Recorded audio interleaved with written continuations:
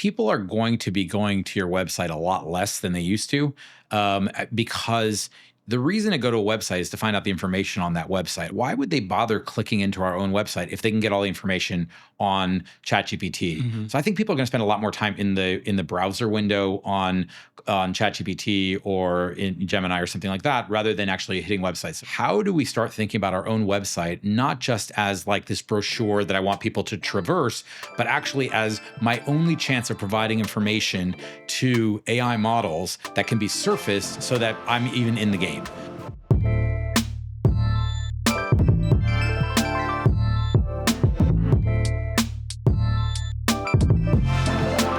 All right, we're here with Sam Michelson, the CEO and founder of 5Blocks. Welcome, Sam. Thanks for coming to Out of Scope. Thank you. Thank you for having me. Would love to just start at the beginning, Sam. Can you tell us a little bit about what 5Blocks is, when and why you founded the company, and where the delta from there to here, how that all happened? Great. Long story, but I'll make it short. So I kind of accidentally started the company. I worked in tech for about 15 years. I was based in Israel, as I still am, and I worked in different technology companies. I was always a product manager, project manager, and 2003, the dot-com bubble had burst, and I needed to make a living. I discovered e-commerce, and I opened a couple of e-commerce shops online. And it went really well. I was selling cellular phones online. I started hiring a few people. And after a few years, doing well and opening new stores online, I found that my own company, which was called You Never Call, we were selling cellular phones, and we found that we had some negative feedback online, and this was a new thing. If you go back that many years, there weren't a lot of rating sites at that time, so people would just like throw up on a blog or put a comment somewhere, and they would say like, "Oh, I didn't get my rebate. I didn't think that it took too long to get there." And so we reached out to all these people and we're like, hey, love to make it up to you. We're so sorry that happened. And what we ended up finding out was that those weren't really our clients. Some of them, they were, in fact, we didn't really find very many that were our clients. It seemed like we were being badmouthed by competitors, or I don't know what was going on. And in some cases, we actually wrote checks to people and we're like, hey, we're sorry that your thing didn't arrive. Here's a check for your rebate or whatever. And what happened was we realized that wasn't most of them weren't really clients of ours, but B, like that our reputation was really very vulnerable. And what we saw was that we did really well online selling, as I said, selling cellular phones, and we were the top rated in SEO for free cell phones and T-Mobile phones and all these great keywords. But when people would search our brand, they would find one complaint or one comment, and that was enough to get people not to buy from us. And so we felt really vulnerable, and we actually would see sales, instead of selling 100 phones a day, we would see it go down to 80 phones a day or 75, and we're like, well, this is really cutting into our business. So we decided we needed to solve this problem. And we went off to find a solution and met with different SEO firms and experts and so on. And nobody had a good solution. All the solutions were like, oh, well, you could build more content and you could, create, I guess, blog posts. I think this was before Facebook was even a thing. But, none of these solutions sounded very good. So we decided we better solve this ourselves. Yeah. Well, and something that you and I were talking a little bit about before is obviously the trend of the day, GEO, generative engine optimization. I would imagine that your business has evolved quite a bit over the last couple of years with introduction of ChatGPT and Claude and any other LLM.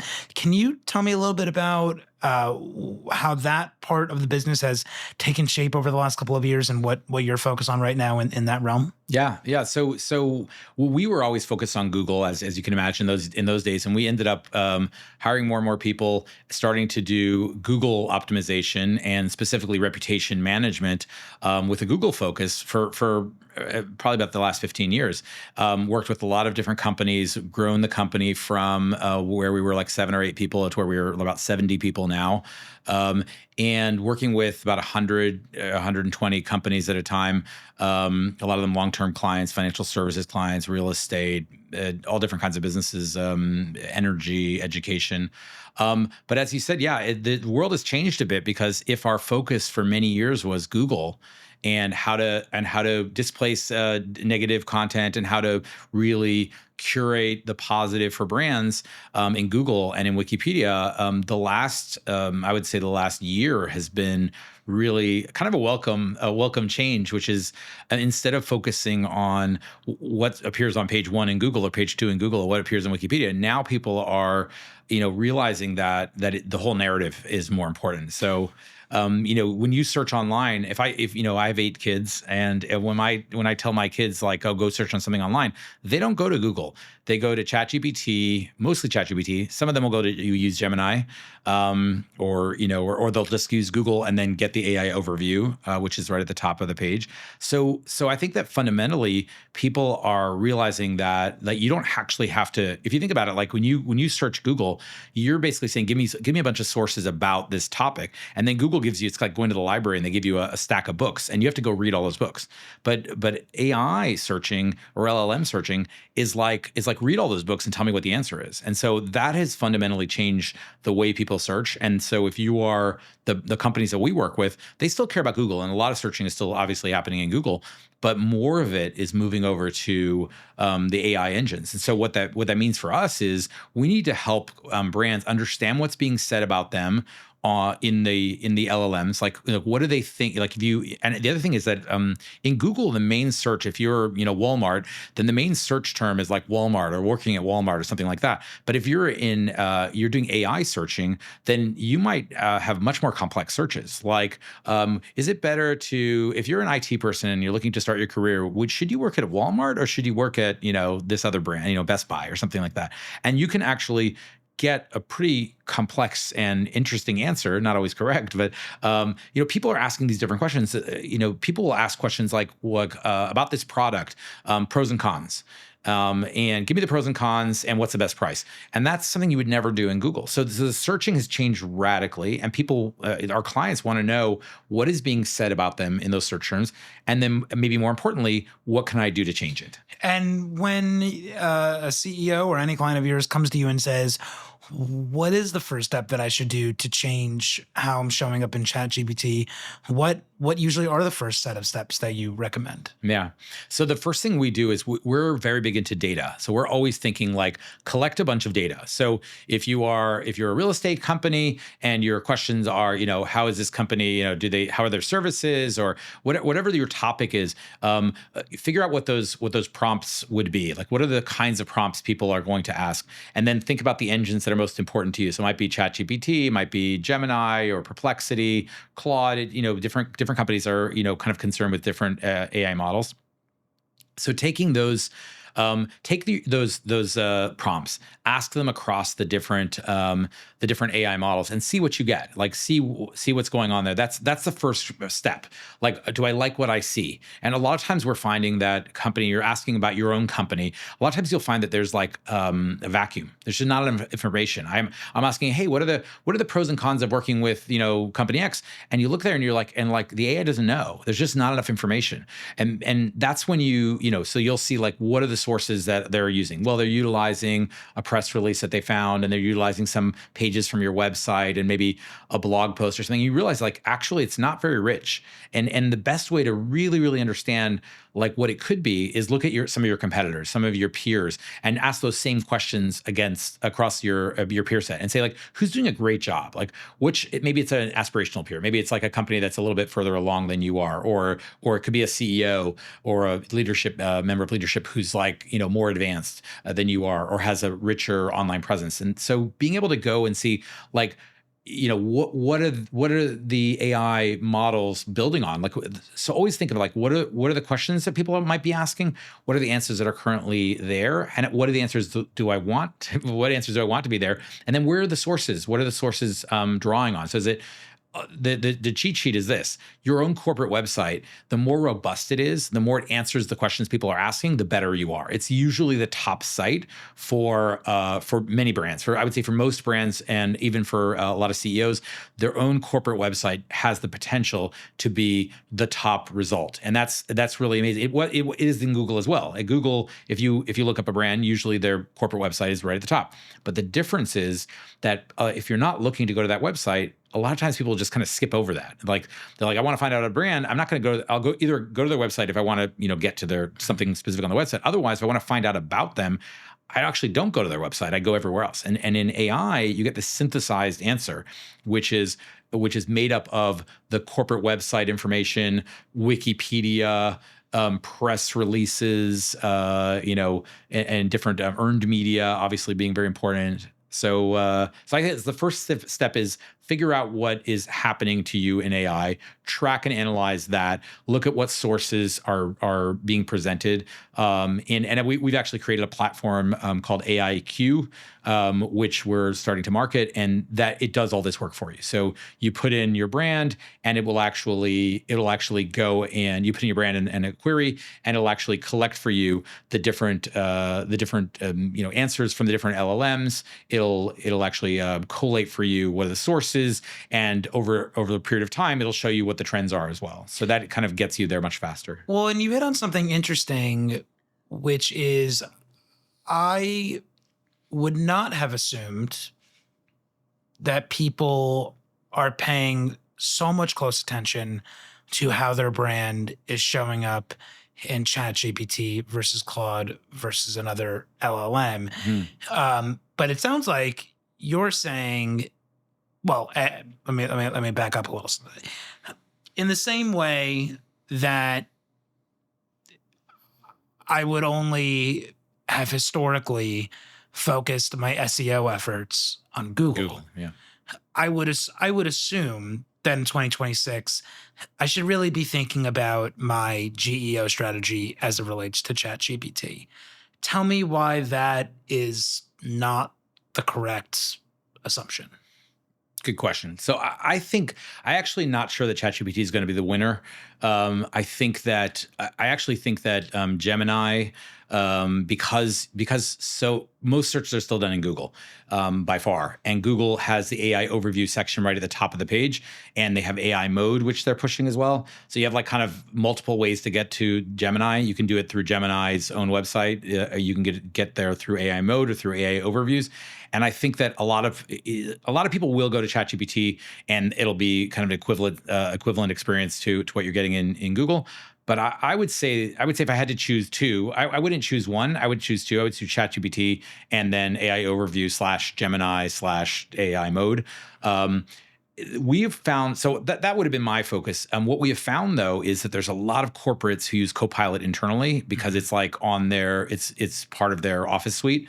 And so a lot of them feel like Copilot, they feel like, well, if I'm using Copilot, I'm at a big, Fortune 100 company, then my stakeholders who are searching for my brand or for my executives, they might be using Copilot as well. So Copilot gained prominence because of that. We added Perplexity because there's a certain age group. We work with a lot of financial services companies, and what we found is that their hiring is really important for them and HR in general. And so as employer brand goes, it seems like Perplexity is a very important one because job seekers apparently are using Perplexity more, or that's at least what our clients think. So we kind of layered on several more. I think that actually you get diminishing returns by looking at too many things. So I think that while our platform AIQ allows you to look at a bunch of different AI models or LLMs, it probably makes sense to focus in on a smaller number like ChatGPT and Gemini and maybe a couple of other flavors. But every so often we had a paying client who is like, I have to have Claude. Like I just must have Claude. And I personally love Claude, but it doesn't have the numbers. It's definitely not one of the leading ones in terms of reputational searching.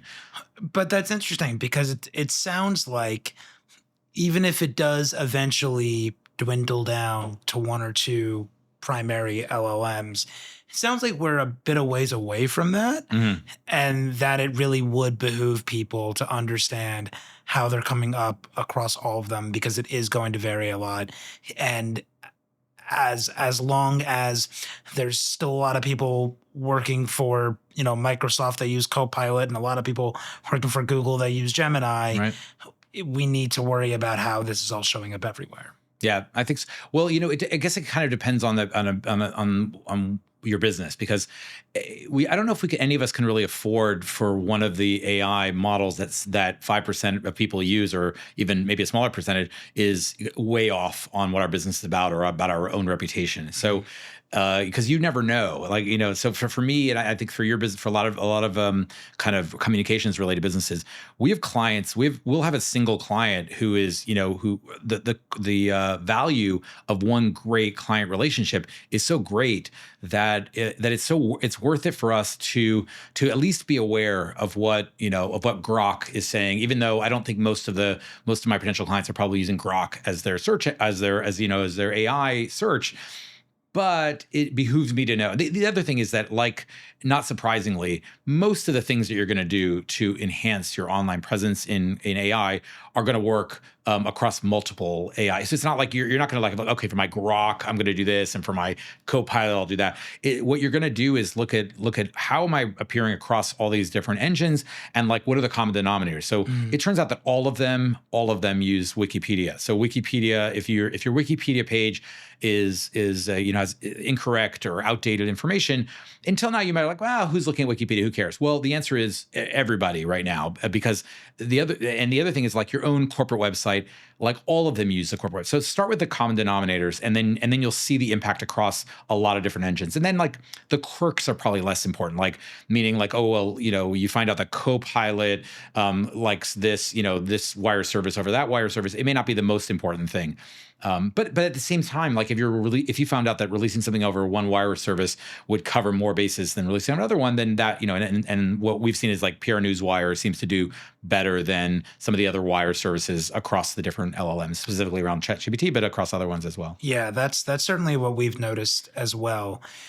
And so, looking into 2026, you mentioned you have clients in finance and tech and healthcare.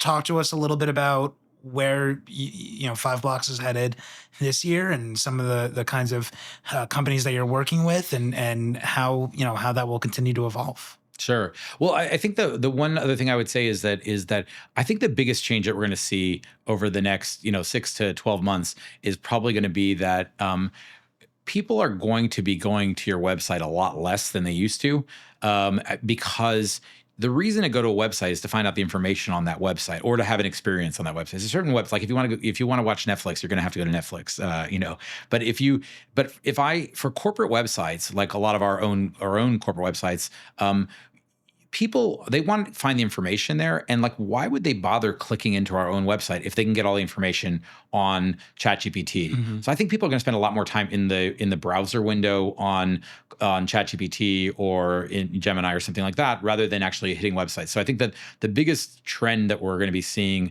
and what we're thinking about with our clients, is how do we start thinking about our own website, not just as, like, this brochure that I want people to traverse, but actually as my only chance of providing information to AI models that can be surfaced, so that I'm even in the game. So because now if someone goes online and they're like, hey, I want to find the best, company that does roofing in the New Jersey area or something like that. Well, if you don't have enough rich content about that topic, you can't. It was like, oh, they'll just come to my website and they'll find me there.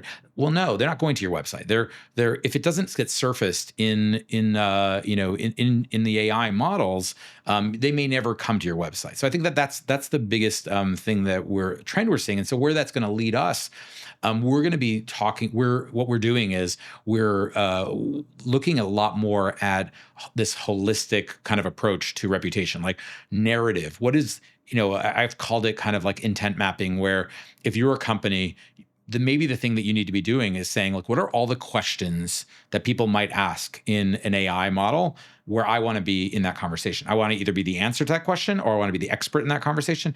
And then thinking about how do I make sure that my own website contains maybe instead of 10 FAQs, maybe 1,000 FAQs. Like, how do I really, really, how do I really, really communicate more information about my own brand, about the industry, so that I'm showing up a lot more, so that I'm kind of outdoing my competitors in terms of being an information source for AI.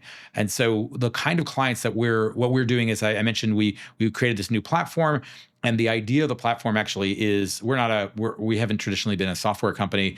We created the platform because our own clients want to know how they be doing in AI, what can they do about it. And so what we're actually doing is we're going to put that out at a very low cost so that companies can use it to better understand how they're being seen in LLMs, what they can do about it, and our hope is that we're going to be spending more and more of our time this coming year helping brands navigate how they're doing in AI search. So Google's still there, Wikipedia is still there; they're all part of it. But I think that's where we're going, and I think that probably industry-wise it'll be similar to what we've been doing before. It's like, B2B businesses are more relevant for us because these are the companies that don't have enough on their website. A lot of times they're like, well, people know us, and so if they need more information, they'll know more. They'll contact us. We'll send a brochure, and we'll have a call with them. And what the conversations we're having with them is like, maybe get more of that information, more of that knowledge onto your own website, into your Wikipedia page, into your press releases, into Medium, YouTube videos, like all these things that you kind of always should have been doing. And as always, our work is mostly with PR firms because we're not creating that kind of content. We work with firms like yours who can get earned media coverage, which is critically important, who can help you with, maybe you need to launch a podcast, maybe because podcasts actually work as well. It gets seen. Video content is being seen by the AI model. So it's really, I would say the AI, the LLM kind of reputation challenge is pushing us to do more of the things we needed to do anyway. It's just like, you can't live on page one in Google anymore. You've got to answer all the questions. You got to be out there. And to the point of where we began the conversation, that first negative phone review you got, which of course turned out to be a scam, the AI hallucinates as well. So you're not only looking to influence the content so that people know about you. In many cases, you're needing to influence the content so that it's accurate and trustworthy, and that people know what they're getting when they look you up. Absolutely. Great. Well, Sam, thank you so much for coming. Appreciate the conversation. Good luck to you in 2026, and we'll chat soon. Likewise. Thank you.